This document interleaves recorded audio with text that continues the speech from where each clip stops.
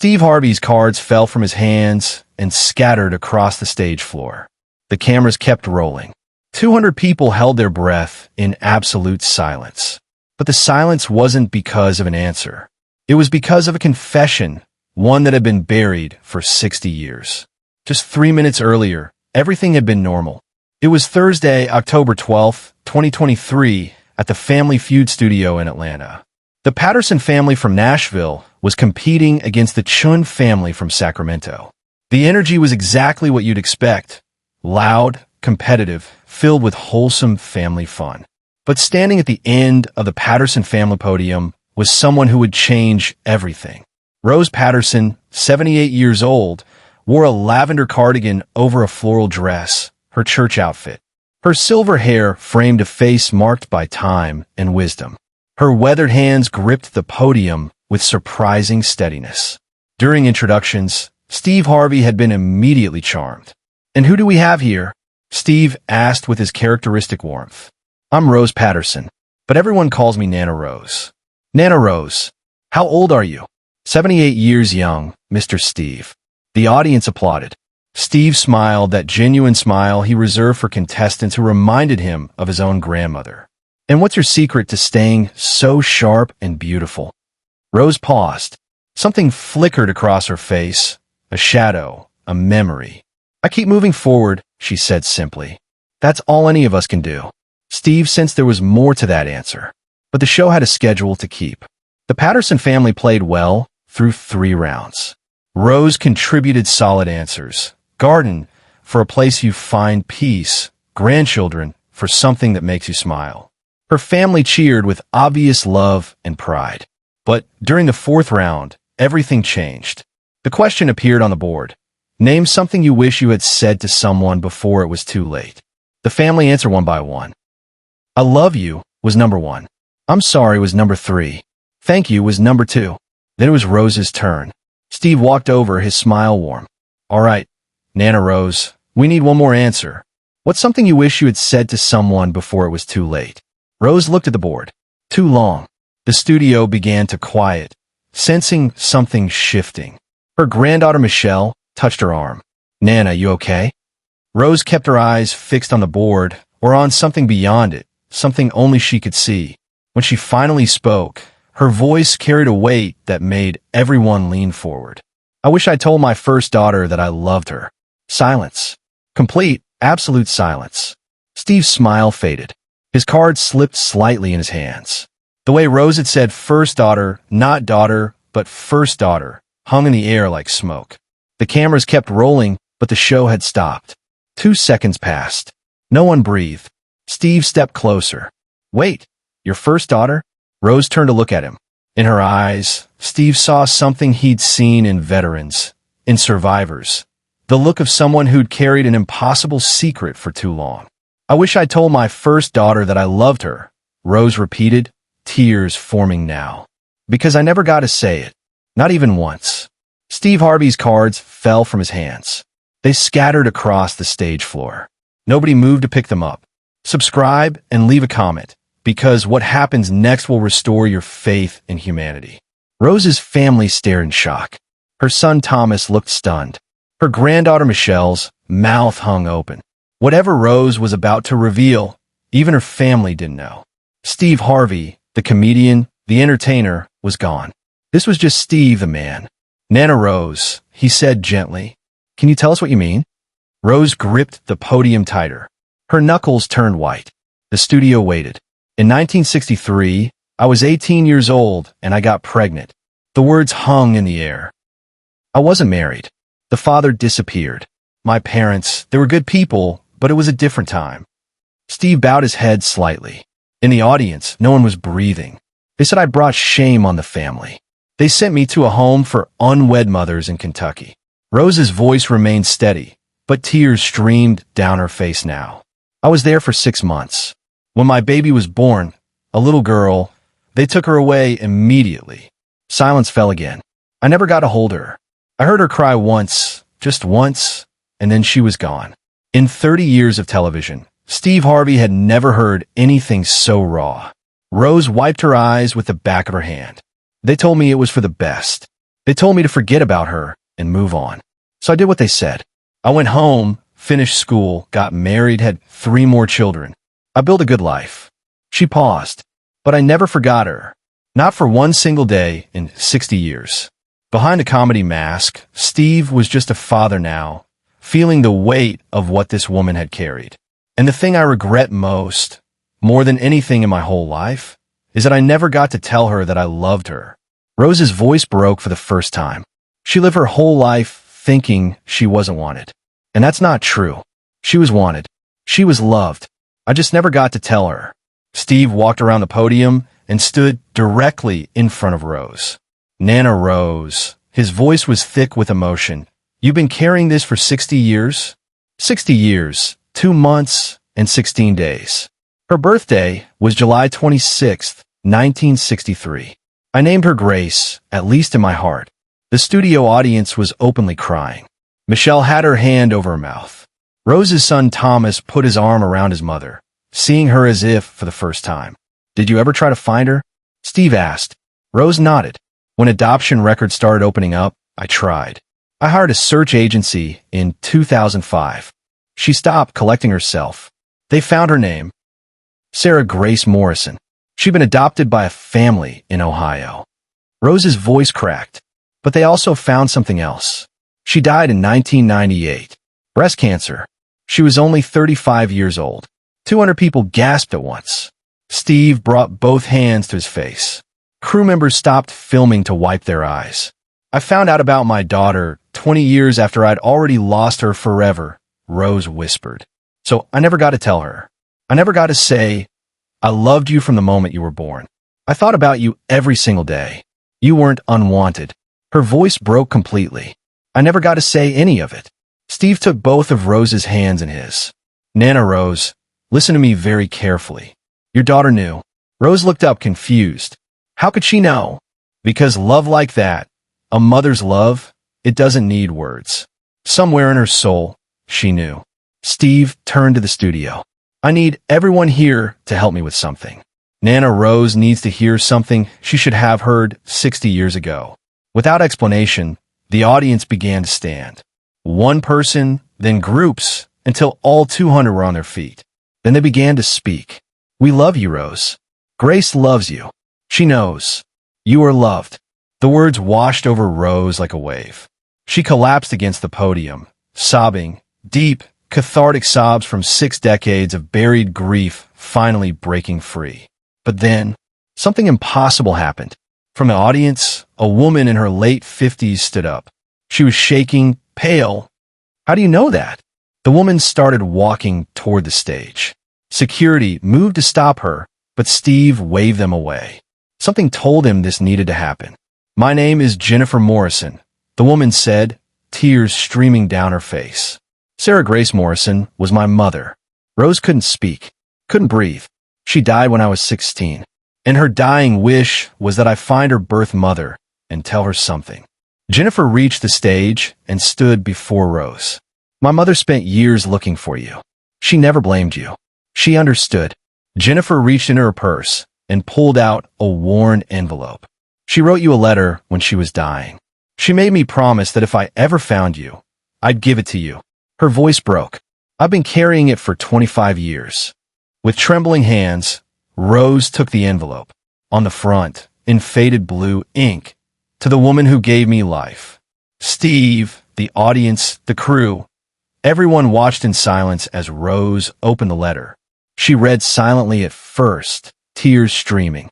Then, at Steve's encouragement, she began reading aloud. Dear Mom, because that's what you are, even though we never met. Rose's voice broke. She paused, collecting herself. I'm dying, and I need you to know something. I need you to know that I had a beautiful life. Steve's eyes filled with tears. I was adopted by wonderful parents who loved me. I went to college. I got married. I had 2 beautiful daughters. Rose stopped, overcome. Jennifer put her hand on Rose's shoulder. But more than that, I need you to know that I never blamed you. You gave me life. You carried me for 9 months. And I have to believe that somewhere in that time, you loved me. Silence again. Just Rose's voice and the sound of 200 people crying. If my daughters ever find you, I want them to tell you, thank you. Thank you for being brave enough to give me life, even when it was hard. Rose looked up at Jennifer through her tears. You were my first mother. And I want you to know, you did good. You did so good. The letter ended simply. With love, Sarah Grace. Share and subscribe. Make sure Rose's story reaches every woman who needs to hear it. Jennifer stepped forward and wrapped her arms around Rose, her grandmother, a stranger, family. She loved you, Jennifer whispered. My mother loved you so much. She understood, and she wanted you to be free. Rose clung to her granddaughter and sobbed like she hadn't in 60 years. Her family surrounded them. This stranger who was somehow family held her tight. Steve could barely speak. I've been doing this show for a long time, but I have never witnessed anything like this.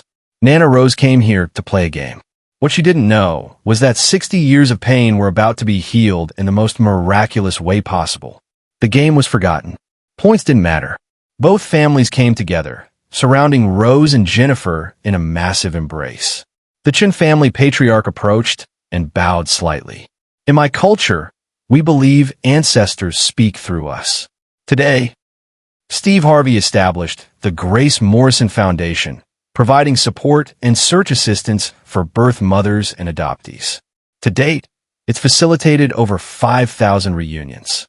Rose taught me that secrets kept in shame can't heal, Steve said. But secrets brought into light, met with compassion, those transform thousands of lives. Today, Rose speaks regularly at adoption support groups. She tells women what she learned on that Family Feud stage. Your love mattered. Your child knew. And it's never too late to forgive yourself. Sarah Grace's letter is now given to every birth mother who registers with reunion services. Thousands report it helped them begin healing. Rose keeps 2 framed photos on her mantle. One of Sarah Grace, taken months before she died. The other of Jennifer and her sister at a family gathering.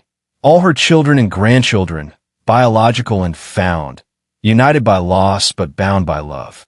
Steve still calls Rose every few months. Are you okay, Nana Rose? I'm more than okay, Mr. Steve. For the first time in 60 years, I'm free. Rose Patterson went on Family Feud to play a game.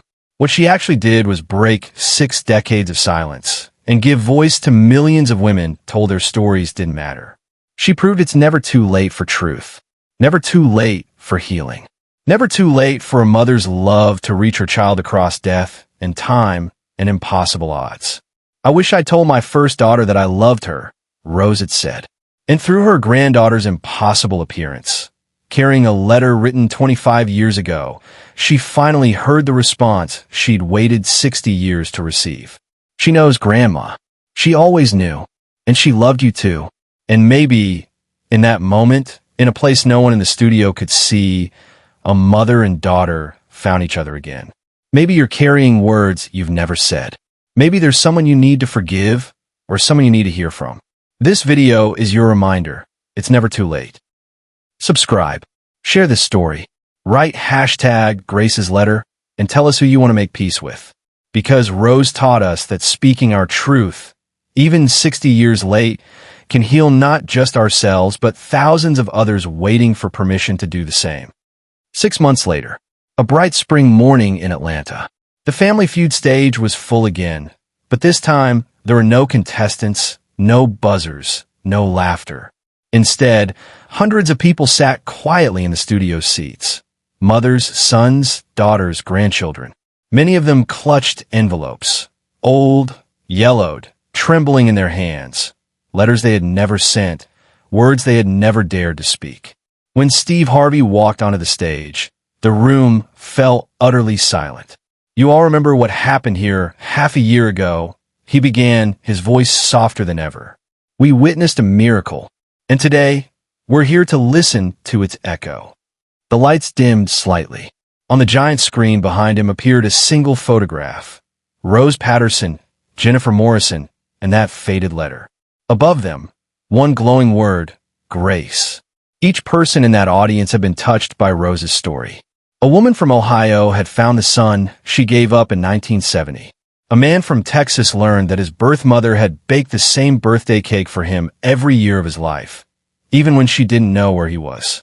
All of them had carried silence for decades, and Rose's confession had unlocked it. Rose sat near the edge of the stage, her lavender cardigan folded neatly across her lap. Beside her sat Jennifer and Jennifer's sister, Lily, the two daughters of Sarah Grace. For the first time in 60 years, Rose's eyes looked peaceful. She took the microphone in her trembling hands and spoke with quiet certainty. "Every birthday you's a hurt," she said. "Now, every birthday is a day of gratitude, because I finally understand nothing truly lost is ever gone." Steve stepped closer. "Rose," he said, his tone filled with awe. "After your story aired, thousands of letters poured in. People wrote to say that your courage gave them permission to forgive, to reach out, to remember." Behind them, a video began to play. Faces from around the world filled the screen, different languages, different generations. Each person reading a line from Grace's letter. "Your love mattered. Tu amor importó. Ton amour comptait." Your love mattered. Elderly women, young mothers, men with tears in their eyes, each of them giving voice to something they had buried for too long. When the screen faded to black, the studio was wrapped in sacred silence. Steve's voice broke through softly. "Sometimes television is just entertainment, but sometimes God uses it as a bridge." A woman in the audience suddenly stood up, clutching a white envelope. Her voice shook. "I wrote a letter too," she said. "To the daughter I lost in 1972. Her name was Faith. I never mailed it." Rose rose from her chair, walked slowly to the woman, and took her hand. "I gave my letter 60 years late," she whispered. "Yours is still on time." Cameras panned across the audience. Dozens of people holding envelopes now. Some new, some wrinkled and old. Every one of them carried the same silent plea. "Let me speak at last." Steve returned to center stage. His eyes were wet. "Today this isn't a game show," he said. "It's a place for truth, for forgiveness, for rebirth." Then he turned to Rose. "Nana Rose, you changed the show forever. But more than that, you gave people permission to change their lives." Rose smiled, her voice trembling but strong. "I only said one sentence," she replied. "Love did the rest." From that day forward, Family Feud began each new season with a tradition. Before the first question, Steve would ask for 1 minute of silence. He called it the Grace Minute. 1 minute, he would say, for the words we never said. 1 minute for love to find its way. In those 60 seconds, contestants, families, and audiences everywhere bowed their heads. Not to win, not to compete, but to remember. It became the quietest and most powerful minute on television. 3 years later, Steve, Rose, and Jennifer stood together on stage at the National Adoption Conference in Washington, D.C. Steve spoke first.